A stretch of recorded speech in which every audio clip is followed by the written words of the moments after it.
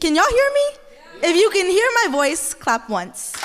If you can hear my voice, clap twice.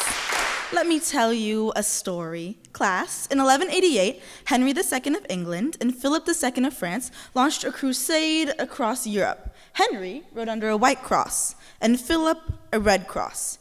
King Richard I would then adopt those symbols to create the banner of England, a white flag with a centered red cross. The flag of England is red and white, colors that sailed away from pillaged lands that didn't reap the conflict they sowed, that sowed hardship with red thread into the fabric of South Asians' history. Class, what else is red? Fire trucks, apples, stop signs, and bindis, a mark of divine blessing meant to symbolize a third eye, but my ancestors' red bindis never saw red coats coating our land when the British flag landed. Red blood leaking through the white teeth of a starved race. Class, what else is white?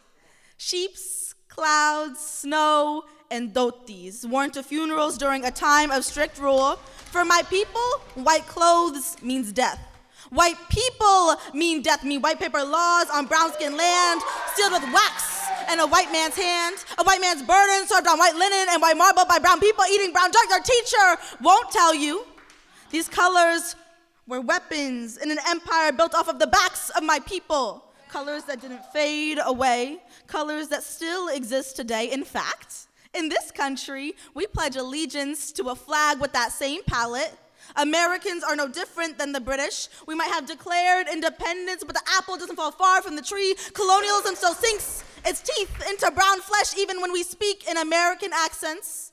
We are model minorities made by imperial design, and we spent our time learning to code switch, to fold a sorry into a suitcase to say sorry at the end of the workday. Class, here's what I'm going to teach you. Saying we smell isn't unique. Indian stalker profiles aren't funny. We are not just a culture with cool clothes. We are an empire's reckoning. We come from stories older than your textbooks, from languages richer than your curriculum, from resistance that lives in the marrow of my grandparents' bones. We carry centuries of survival in every syllable we speak. So if you can hear my voice, clap once.